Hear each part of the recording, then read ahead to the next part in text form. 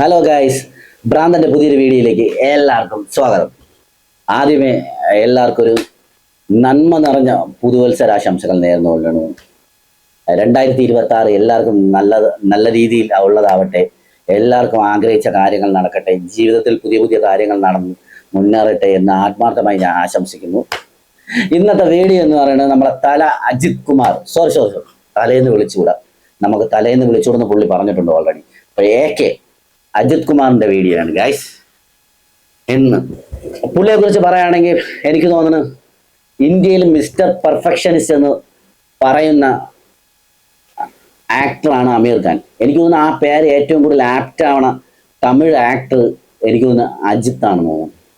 Gentleman, തറും gentleman ആക്ടറാണ് Ajith Kumar. Mechanic പോലെയാണ് പുള്ളി വന്നത്. പിന്നെ മെക്കാനിക്ക് കഴിഞ്ഞിട്ട് പുള്ളി ഒരു ഗാർമെന്റ്സ് കമ്പനിയിൽ ജോലി ചെയ്തു. അങ്ങനെ പിന്നെ ഒരു പടത്തിൽ ഡൂപ്പ് ചെയ്യാനായിട്ട്, റേസിംഗ് ഡൂപ്പ് ചെയ്യാനായിട്ട് വന്ന് അങ്ങനെയൊക്കെയാണ് സിനിമാ ഫീൽഡിൽ വന്നത്. പുള്ളി പ്രത്യേകിച്ച് പുള്ളിയെ പറയാനുള്ളത് മെക്കാനിക്കാണ് പുള്ളി.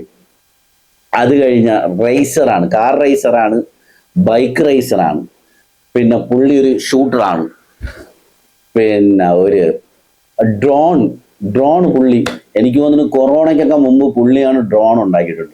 അപ്പൊ ഈ ഡ്രോണ് ഈ കൊറോണ സമയത്ത് അവിടെ തമിഴ്നാട് സർക്കാരിനെ സഹായിക്കാനായിട്ട് അവിടെ ഒരു കോളേജ്, USV കോളേജ് എന്നാണ് കോളേജിൽ, അവിടെ ഡ്രോൺ ഉണ്ടാക്കാനായിട്ട് അവിടെ എഞ്ചിനീയറിംഗ് സ്റ്റുഡൻസിന് പ്രൊഫസറായിട്ട് വരെ ഈ അജിത് കുമാർ നമ്മുടെ പോയിട്ടുണ്ട്. പുള്ളി ഒരു ഡ്രോൺ ഓപ്പറേറ്ററാണ്. പിന്നെ ഹെലികോപ്റ്റർ അസംബ്ലി പുള്ളി ചെയ്യും. പിന്നെ പുള്ളിയെക്കുറിച്ച് ഒരുപാടുണ്ട്. പുള്ളിയെക്കുറിച്ച് പറഞ്ഞു കഴിഞ്ഞാൽ ഒരുപാട് പറയാനുണ്ട്, അത്രയ്ക്ക് ഇതാണ്. പിന്നെ ഇന്ത്യൻ ആക്ടർമാരിൽ പൈലറ്റ് ലൈസൻസ് ഉള്ള ഒരേ ഒരു ആക്ടറാണ് മിസ്റ്റർ അജിത് കുമാർ. ഒരുപാട് പറയാനുണ്ട്. പുള്ളി ഷൂട്ട് കഴിഞ്ഞാൽ നേരെ റേസ് കഴിഞ്ഞാൽ നേരെ ഫാമിലിയോട് സ്പെൻഡ് ചെയ്യും. പിന്നെ വീണ്ടും ഷൂട്ടിങ്ങിന് വരും. വർഷത്തിൽ ഒരു പടമെല്ലാം അഭിനയിക്കും. അത് വിജയിച്ചോ പൊട്ടിയോ എന്നൊന്നും പുള്ളി നോക്കൂല. ഇടയ്ക്ക് പുള്ളി സ്വന്തമായിട്ട് ഒരു ടീം രൂപീകരിച്ചിട്ടുണ്ട്, റേസിംഗ് ടീം. റേസിംഗ് എന്ന് പറഞ്ഞ ടീം രൂപീകരിച്ചു. അത് ദുബായ് റേസിംഗ് 24 ദുബായ് റേസിംഗിന് കപ്പടിച്ച്. പിന്നെ അത് കഴിഞ്ഞിട്ട് സ്പെയിനിൽ, അത് ദുബായിൽ വന്നിട്ട് 3rd പ്രൈസാണ് അടിച്ചത്, സ്പെയിനിൽ വന്നിട്ട് 2nd പ്രൈസാണ് അടിച്ചതെന്ന് തോന്നുന്നു. അതേപോലെ പുള്ളി 100 ഷൂട്ടിങ്ങിൽ ഡിസ്ട്രിക്ട് ലെവലിൽ 4-5 മെഡൽ വാങ്ങിയിട്ടുണ്ട് പുള്ളി.